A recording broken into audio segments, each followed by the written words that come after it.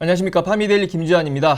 오늘 주제는 조금 말랑말랑한 거 가지고 왔습니다. 너도 나도 키투루다 병용 임상 홍보, 이거에 대해서 확실하게 따져보자, 이런 주제로 가지고 왔습니다.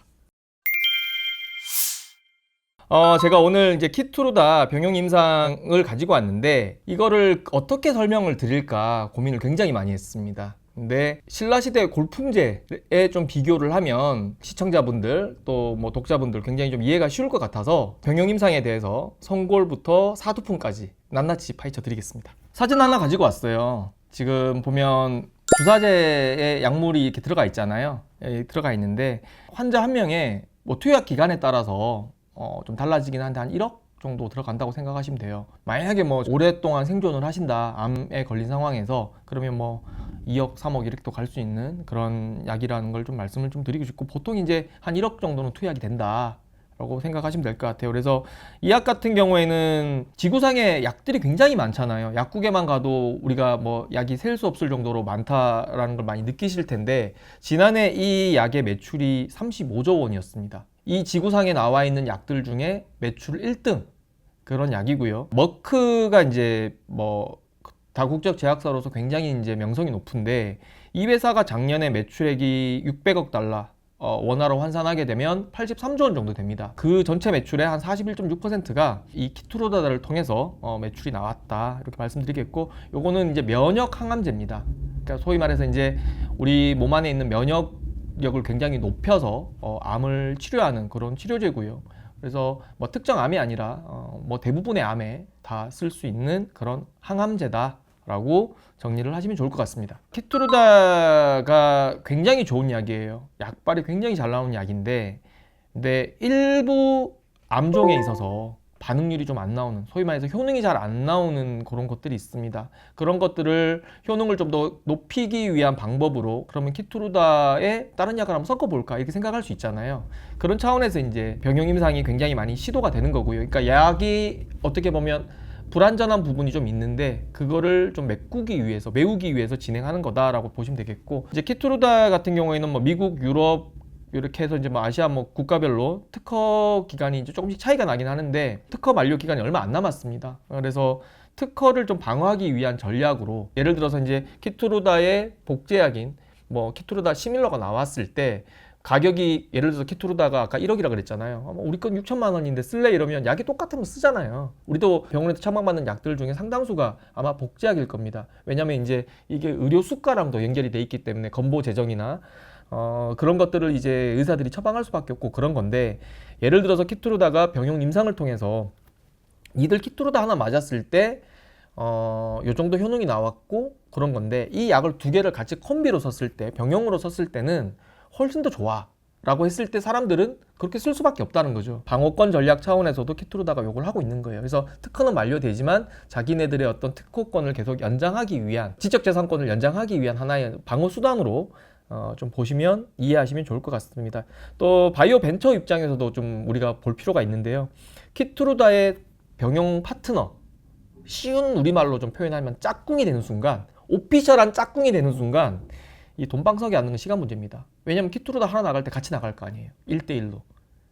아니면 키투루다 두 번 맞을 때 한 번만 맞는다고 하더라도, 아까 매출이 얼마였죠? 35조라 그랬잖아요. 그러면 뭐 각 적응증별로 매출이 뭐 10조짜리도 있을 거고 1조짜리도 있을 거고 한데, 뭐 어찌됐든 간에 뭐가 되든 간에 조단위 매출, 최소 조단위 매출은 개런티가 되기 때문에 목숨 걸고 달려갈 수밖에 없는 거죠. 제가 지금 표를 하나 가지고 왔습니다. 여기 보시게 되면 이제 키투루다가 정말 약발이 좋은 항암제인데, 약발이 잘 안 듣는 암종이 있어요. 여기 보시게 되면 흑색종, 이게 33%, 그러니까 100명 넣으면 33명만 반응이 있고 나머지 77명에서는 큰 반응이 없는, 방광암 같은 경우에는 29%, 신장암은 25%, 비소세포 폐암은 20%, 간암은 17%, 두경부암은 16%, 위암은 13%, 자궁경부암은 12%, 소세포암은 11%, 그 다음에 삼중 음성 유방암 5%, 대장암과 췌장암은 아예 약발이 듣지 않는 이런 상황인 거거든요. 물론 이제 이게 PD1이나 PD-L1 면역항암제 계열의 전체적인 이제 반응률인데, 키투루다도 별반 다르지 않습니다. 그러면 지금 병용 임상이 이루어지는 대부분들은 약발이 잘 안 듣는 이런 암종에 좀 많이 이제 포진이 돼 있고, 실제로 제가 작년에 미국의 그 올랜도에서 열리는 AACR, 그리고 시카고에 열리는 아스코, 그리고 올해 또 제가 아스코 이렇게 3번 다 갔다 왔는데, 이 키투루다의 짝꿍이 되기 위한 연구 포스터 그 발표 섹션이 따로 있습니다. 그래서 그 정도로 이거에 목숨을 거는 회사들이 우리나라뿐만 아니라 글로벌리 굉장히 많습니다.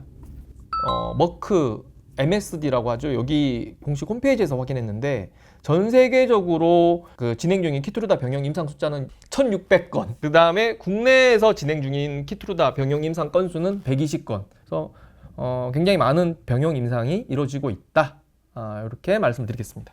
앞서 제가 신라 골품제에 대해서 얘기를 좀 드렸는데, 골품제는 다 아시죠?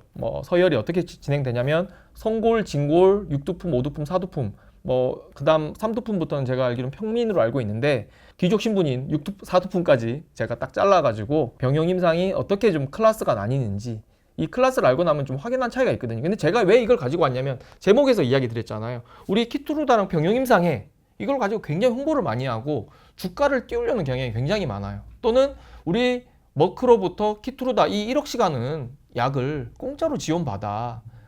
우리 굉장히 실력 인정받는 기업이야 라고 하면서 홍보를 많이 합니다. 그러면 예를 들어서 임상이 100명이면 한 명에 1억 따지면 100억인 거잖아요, 약이. 우리 머크가 인정했어. 그래서 100억이나 우리가 약물을 공짜로 지원받는 거야 라고 홍보를 하는 거거든요. 그런 논리가 그런 상황인 거거든요, 시장 자체가. 그런데 이거에 대해서도 우리가 지금 그러면 그걸 그대로 우리가 그냥 마냥 받아들일 것인가에 대해서 생각해 볼 필요가 있다는 거죠. 근데 이미 이제 굉장히 많이 이제 우리가 좀 생각할 수 있는 부분이, 아까 제가 말씀드렸지만 글로벌리 1,600건, 이 숫자를 생각하면 별거 아니네라는 생각이 이미 들잖아요. 이제 그 생각을 하셨다라면 굉장히 지금 잘 따라오고 계신 겁니다. 진골부터 해야 될 것 같아요. 성골이 가장 위에 있지만 진골을 기준으로 한 번 더 올라가고 또 그 밑으로 떨어지고 이렇게 가면 설명이 더 쉬울 것 같아서 진골부터 가지고 왔고요.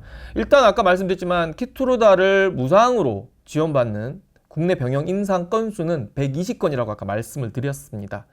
이 가운데서 기업체가, 소위 말해서 이제 바이오 벤처라든가 아니면 제약사가 직접 그 지원을 받는 경우는 딱 10개 회사에 불과했습니다. 그리고 약으로 따지면 11개. 그러니까 10개 회사에 11개 파이프라인. 그래서 한 회사가 2개를 받는 거거든요. 그래서 굉장히 좀 제한돼 있다.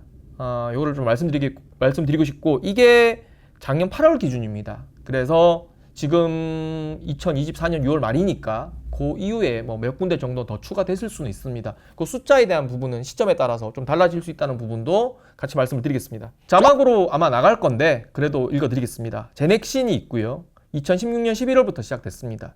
일단 매드팩토, GI 이노베이션, 한미약품, 파맵신, 그리고 큐리언트, 지노맨 컴퍼니, 튠바이오, 웰마커 바이오, 이렇게 10개사고요. 파맵신은 하나 더 있습니다. 그래서 10개 회사, 11개 파이프라인, 이렇게 말씀드리겠습니다. 그럼 아까 120개 중에 기업체가 직접 지원받는 10개 회사 또는 11개 파이프라인이 진골이다 라고 말씀을 드렸는데, 그럼 성골이 되는 건 어떤 거냐? 성골은 여기서 한 발 더 나가야 됩니다. 임상 이상이 확실한 기준점이라는 얘기들이 많았고요. 이런 얘기들은 바이오 업계에서 공통적으로 한 목소리로 나온 거거든요. 그걸 제가 좀 종합해서 얘기를 드리는 건데, 보통 이제 머크가 키투루다 무상 지원 계약을 할 때 임상 2상이나 또는 2A상까지 이렇게 이제 무상 공급 약속을 합니다.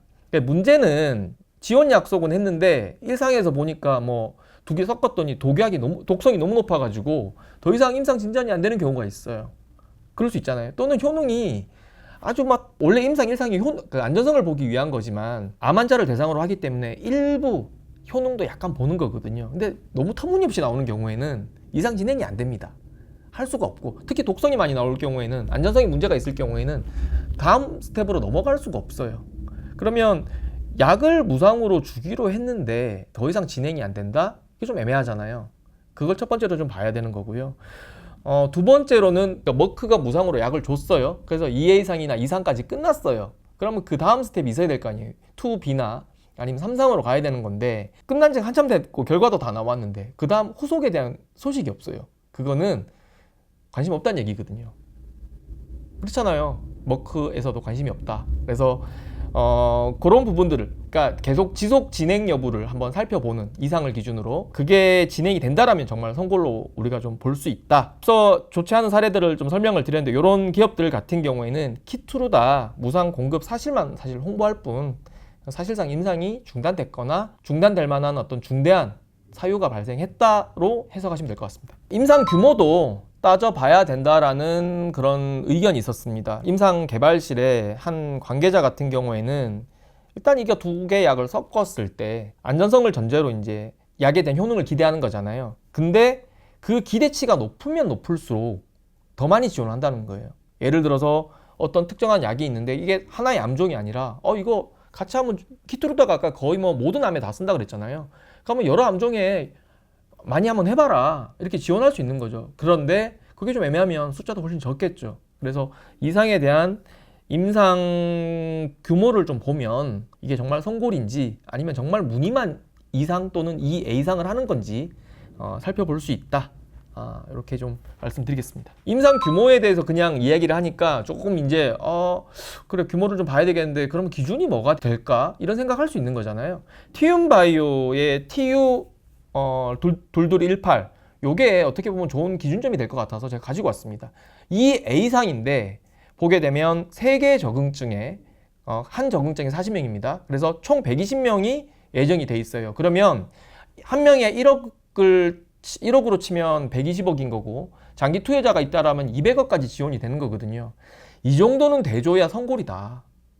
저는 그렇게 말씀을 드리고 싶어요. 그래서 뭐 제 말이 정답은 아니겠지만 이것도 시장의 공통된 의견이다. 이렇게 정리를 하겠습니다. 육두품은 연구자 주도 임상을 말합니다. 그 머크가 이제 키투루다를 무상 지원하는 대부분의 케이스가 연구자 주도 병용 임상입니다. 그래서 아까 1600건이라 그랬잖아요. 우리나라도 아까 120건이나 됐잖아요. 대부분이 다 연구자 주도 임상이고, 연구자 주도 임상 같은 임상이 질적으로 연구 수준이 떨어지고 이게 뭐 필요가 없고 이런 게 아니라 그런 건 절대 아닙니다. 다만 이제 그 심사 요건 자체가 기업체가 직접 지원받는 것보다는 훨씬 더 좀 요건이 좀 덜 까다롭다고 해요.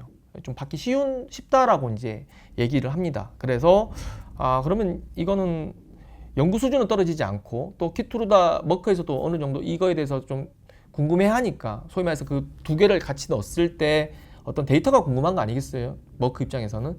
그러니까 이제 해볼만 하다라고 판단해서 이제 지원을 하는 거니까, 그렇다고 본다면 이거는 육두품에 넣을만하다라고 생각을 해서 연구자 주도 임상을 육두품에 넣습니다. 연구자 주도 임상 연구 같은 경우에는 제약회사나 뭐 이런 데서 진행하는 어떤 상업적인, 소위 말해서 약을 많이 팔기 위한 그런 연구하고는 좀 다르고요. 공공 연구기관이나 또는 병원이나 대학 이런 데서 지원을 받아가지고 수행하는 그런 연구고요. 특정 질병이나 치료법에 대해서 아주 좀 깊이 있는 연구를 할 때 그 약물이 필요하다고 했을 때 이제 회사 요청해서 이제 회사의 허가를 득해서 이제 좀 하는 그런 방식인 거고, 이거는 어떤 상업적인 이익보다는 학문적이나 뭐 사회적인 어떤 그런 기여에 포커스를 두는 경우가 굉장히 많습니다. 그래서 조금 기업체가 진행하는 것과는 좀 차이가 있다 말씀드리고 싶고, 임상 규모도 상대적으로 기업체 지원에 비해서는 좀 많이 적습니다. 규모가. 그래서 어떻게 보면 머크 입장에서는 무상 지원하는 데 있어서 부담이 좀 덜 할 수 있는 거잖아요. 그래서 좀 쉽게 좀 무상 지원을 해주는 그런 걸로 알고 있고요. 보통 이제 연구자 주도 임상은 의료 현장에서 만약에 교수가 한다라고 치면 다른 약물 이제 뭐 3개, 4개 막 섞어가지고 한번 새로운 치료법 같은 거 시도할 때 많이 이루어진다고 해요. 그래서 암 환자가 있는데 이 약 저 약 넣어봤는데 잘 안 돼. 그래서 이거 하나 더 추가해볼까 할 때 뭔가 이게 임상이 이때까지 나온 치료법이 아니기 때문에 새로운 약을 하나 더 추가한다는 거는 새로운 치료법인 거잖아요. 그러면 이건 임상이기 때문에 이럴 때 이제 약값에 대한 어떤 부담을 머크에 MSD에 요청을 하는 거죠. 대신에 데이터는 주겠다. 이렇게 이제 아마 약속이 되는 걸로 알고 있습니다. 오두품은 무상 지원을 못 받는 경우를 말하는 겁니다. 그래서 회사가 키투루다를 이제 직접 구매를 하는 건데, 그 직접 구매를 한다는 게 머크한테 가서 자, 우리 100억 갖고 왔으니까 100개 파세요, 이게 아니에요. 환자가 키투루다 이제 처방을 받잖아요. 그거에 대해서 비용을 대신 대납을 해주는 겁니다. 대납을 해주고 자기네들 약을 거기 추가로 좀 투약하는 그런 상황이 되는 거예요. 이렇게 되면 이제 어떻게 되냐면 보통 이제 우리가 임상을 하게 되면 우리가 환자 예를 들어서 내가 병원에 들어가서 치료를 받으면 100만 원인데 임상 환자가 들어가서 치료를 받으면 수가가 달라집니다. 130만 원을 내야 돼요.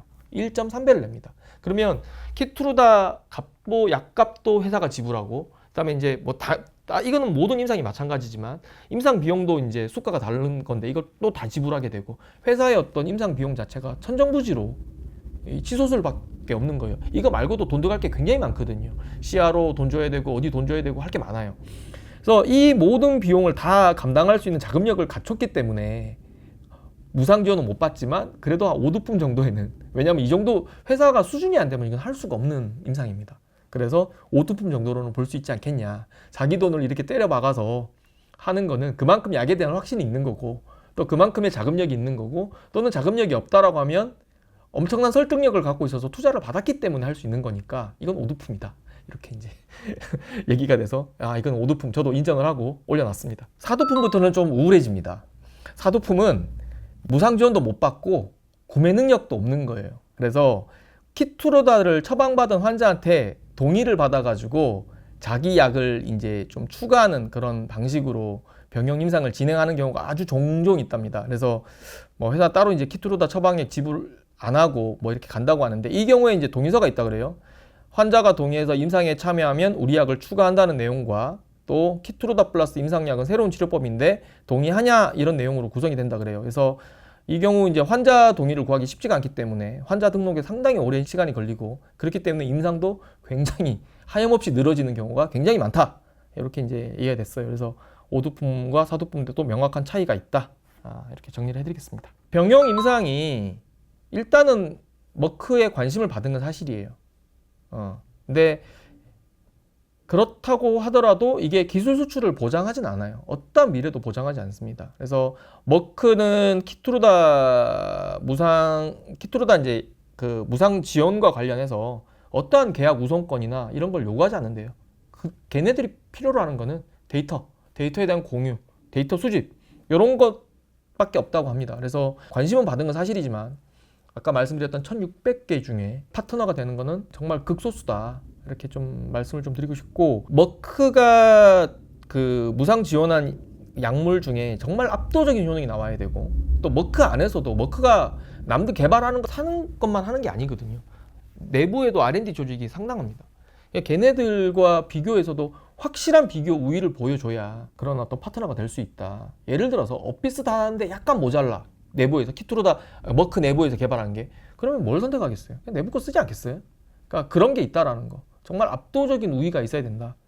그리고 또 이 얘기는 정말 좀 의미심장한 얘기인데, 키트루다 자체가 워낙 효능이 좋다, 약발이 좋은 치료제인데 이 사실을 절대 간과해서는 안 된다. 그래서 병용 임상에서 이제 뭐 효능이 잘 나왔다 했을 때 이게 진짜 키트루다 빼고 정말 순수하게 이 약물의 효능이 얼마나 되는지를 한번 살펴볼 필요가 있다. 물론 이제 아까 뭐 약발이 잘 안 되는 암종에 대해서도 쭉 이제 설명을 드리긴 했지만은 키트루다 약물 자체에 대한 효능을 한번 생각을 하고 그 다음에 이제 컴비로 넣었을 때 이 순수한 이 약물 자체에 대한, 그러니까 추가로 넣은 첨가제에 대한 효능에 대해서도 우리가 꼼꼼하게 따져볼 필요가 있다.